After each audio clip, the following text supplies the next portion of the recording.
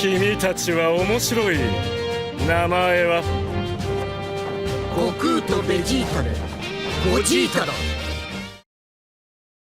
Il y a deux façons rapides et gratuites de soutenir ma chaîne YouTube. La première, c'est de laisser un pouce bleu si la vidéo te plaît. La deuxième, c'est de regarder une publicité gratuitement sur ma page Utip dont le lien est en description. Merci à tous. Salut les devins, c'est Saikyo. Journée Super Dragon Ball Heroes aujourd'hui parce que là on se parle de la review de l'épisode numéro 17 qui est sorti aujourd'hui. On va se parler par le biais d'une deuxième vidéo dans la même journée, donc aujourd'hui même. Pensez à vous abonner, activer la cloche et tout ce qui va bien. Je devrais vous dire quelles ont été les annonces concernant le futur de Super Dragon Ball Heroes, comment ça va évoluer, et très rapidement, peut-être pas aujourd'hui parce que 3 vidéos dans la même journée ça fait un peu beaucoup, mais je vous proposerai la date et la preview officielle de l'épisode numéro 18 qui nous apportera bien évidemment le combat Gogeta contre Ahatsu, Ultimate Ahatsu. Très rapidement on va se retrouver avec la review de l'épisode de Boruto, donc ça fait quand même un planning chargé. Et tout ça arrivera très rapidement, mais pour le moment, concentrons-nous sur l'épisode 17 de SDBH. Alors en fait, mon avis, il est très simple, c'est que mis à part la hype de fin et 2-3 petites attaques Ultimate Ahatsu à balancer à la fin, franchement, l'épisode m'a pas énormément plu. J'étais hypé parce que je savais depuis un moment que Gogeta arrivait, ensuite ça a été révélé officiellement, la hype est montée de plus en plus, la preview, j'espère que vous l'aviez vu sur ma chaîne, qui nous montrait que Gogeta arrivait, voilà. Il y a beaucoup de hype par rapport à ce personnage-là. Et bon, j'avais un petit doute qu'il apparaîtra à la fin, et ça a été le cas, mais je me disais qu'au moins ce qui se passerait avant dans l'épisode serait pas mal, que Jiren ou Hit ferait un truc sympa, ou même pourquoi pas Goku, tant pis si c'est encore que lui qui fait des trucs, mais bon, même lui n'a pas été réellement à la hauteur, si je peux le dire ainsi, n'a pas fait grand chose quoi, et surtout en fait les devins, ce qui m'a déçu dans cet épisode-là, et je pense que le constat va se vérifier dans l'épisode 18, c'est Ultimate Ahatsu. Alors, au-delà de son charisme, qui est un petit peu moyen, dans le sens où c'est vrai que niveau vocal, on a vraiment du gros niveau, avec le CU de Dio Brando de Jojo Bizarre Adventure, donc le personnage pose bien, mais visuellement, Ultimate Ahatsu, c'est pas le personnage le plus hypant de la Terre, mais je m'attendais que malgré ses apparences pas trop charismatiques, eh bien qu'il serait à la hauteur de ce que nous a montré l'épisode 16, rappelez-vous. Dans l'épisode 16, Ahatsu Super Ahatsu devient Ultimate Ahatsu, et ça a même le don d'inquiéter le Daishinkan, ou du moins de l'alerter, on va dire ça comme ça. Sauf que là, dans l'épisode, qu'est-ce que vous avez vu et qu'est-ce que j'ai vu? On nous a promis un personnage qui est capable de raser la planète, ou une partie de la planète, qui est capable de raser l'univers, qui a absorbé la graine de l'univers, qui elle-même a le pouvoir de tuer Zeno, etc. Et le mec, quand il part au combat, face à Piccolo, face à C17, face à Trunks, face à Goku, ces gens-là ne sont même pas transformés, Jiren n'est pas du tout en mode full power, Hit est loin d'être au maximum, d'ailleurs il a même pas enlevé son espèce de jupe, eh bien, il leur met des coups, et les gars se relèvent tranquilles. Alors d'accord, je sais qu'on va me sortir l'excuse habituelle de oui, mais ils s'amusent avec eux, c'est toujours comme ça, etc. Enfin, bon, l'excuse elle a bon dos, je trouve, et disons que sur l'attaque de Ultimate Ahatsu, quand il les prend au corps à corps, et qu'il est en train de jouer aux billes avec eux, là, il aurait pu au moins mettre KO les adversaires les plus faibles, pour qu'on comprenne que au moins le top niveau, Jiren, Goku, Vegeta, peuvent encore tenir debout, mais que les plus faibles ne tiennent pas, ils sont complètement dans les pommes. Ça, déjà, ça m'a fait bizarre, venant de la part d'un personnage si puissant que ça. Si Broly met une patate à Piccolo, je te garantis qu'il se relève pas, vous voyez ce que je veux dire? Après, autre chose qui m'a pas plu, c'est, je viens de le dire en fait, où sont les Jiren Full Power, les Hits qui se donnent à fond? Ils disent, ouais, on a un job, ils étaient en train de se vénérer à un moment de l'épisode, vous avez vu? Ils disent, non, je peux pas laisser passer ça, la destruction de l'univers, machin. En fait, mais pourquoi vous vous transformez pas, vous utilisez pas vos pouvoirs? Enfin, pourquoi il se passe rien? Alors que pourtant, le Jiren Full Power avec des veines sur le front, il nous est promis sur la fiche de l'arc, donc peut-être qu'il va arriver à la fin. Mais la fin est déjà là, j'ai envie de dire, vu que Gogeta arrive. Mais bon, autre chose qui m'a pas plu, eh bien c'est le niveau des attaques de Ahatsu. Il joue au billes, il envoie des coups qui ne font rien.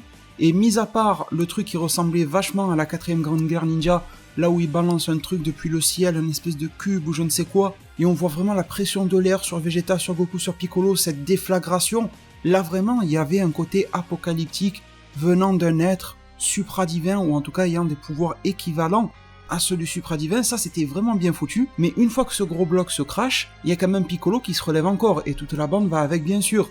Et d'ailleurs, ce n'est qu'à ce moment-là que Piccolo va enlever le haut de ses vêtements, enfin je veux dire contre un adversaire comme ça, c'est pas Yamcha, tu l'enlèves de suite normalement. Tout est allé au ralenti, on a encore Vegeta qui se tient le bras, enfin des trucs super classiques. Après on a le duo Jiren face à Ultimate Ahatsu, Ultimate Ahatsu perd un temps fou contre ces deux alors que théoriquement il est censé les déboîter. Et ensuite vient se rajouter les petites frappes comme Piccolo, Trunks et C17 qui disent « Ah tiens on va faire gagner du temps ». Mais gagner quel temps? Parce qu'en fait, Ultima et Tahatsu étaient déjà occupés par Hit et Jiren, c'est pas comme s'ils les avaient one-shot et qu'il fallait gagner du temps vraiment.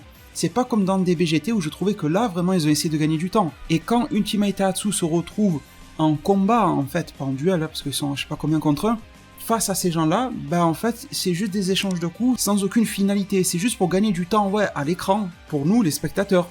Mais c'est pas pour gagner du temps dans le scénario face à l'adversaire. Ça, c'est des conneries, ça, c'est faux. C'est pas comme si Ultima et Tahatsu était réellement en train de menacer Goku et Vegeta, comme ça a pu être le cas par rapport à Gogeta face à Janemba, ou encore une fois, par rapport à Ishenron dans DBGT. Mais il était même pas en train de les regarder, il savait même pas ce qu'ils allaient faire. Il pouvait le faire tranquille, du moment où Jiren et Hit étaient en train de se battre contre lui, ça passait, franchement. Donc en fait, le gros malheur de cet épisode-là, c'est que de 1, l'aspect promotionnel de l'épisode, je l'ai pas trop vu, parce que je sais pas si vous avez vu l'épisode avec les pubs qui vont avant et après. Il y a des pubs pour les cartes, et dessus vous voyez Jiren Full Power, vous voyez Goku Ultra Instinct, vous voyez Hit qui enlève la jupe, en fait, il y a rien de tout ça dans l'épisode, je sais pas si vous avez vu ça, si j'ai raté 5 minutes d'animation cachée, mais blague à part, non, ça n'y est pas. Donc ça fait la promotion d'aucune réelle carte qui est vendue et qui est mise en publicité avant ou après l'épisode, et surtout c'était un épisode qui pendant 7 minutes, ou peut-être plus, avait pour objectif de gagner du temps sur qui, non pas sur Ultima et Tahatsu, mais sur nous les spectateurs, qu'ils soient japonais ou peu importe la cible, et de nous faire attendre, un petit peu comme des cons, désolé du terme, jusqu'à ce qu'on en arrive finalement à Gogeta, et là, c'est la fin de l'épisode et on te dit que le rendez-vous se fera au prochain. Donc en fait, un épisode transitoire malheureusement sans intérêt, si ce n'est que de te hyper pour le prochain.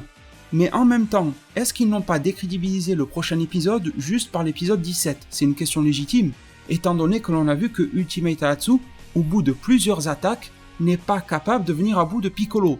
Je pense pas qu'on puisse me contredire là-dessus, c'est un fait.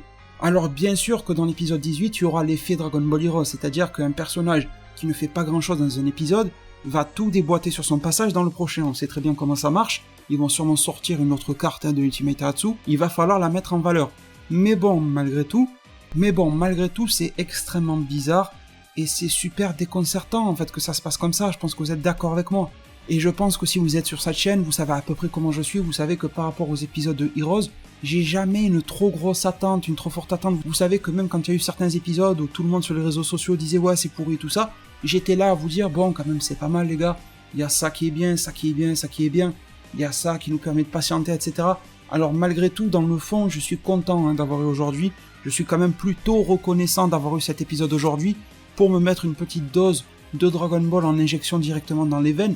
Mais mis à part ça, malheureusement, ça n'a pas été plus loin. Et malgré toute l'indulgence que je peux accorder à Dragon Ball Heroes, malgré le fait que je débranche le cerveau, il reste quand même la batterie qui le tient allumé, tu vois ce que je veux dire? Donc je ne peux pas m'empêcher de passer à côté de ce que je viens de pointer du doigt dans cet épisode-là.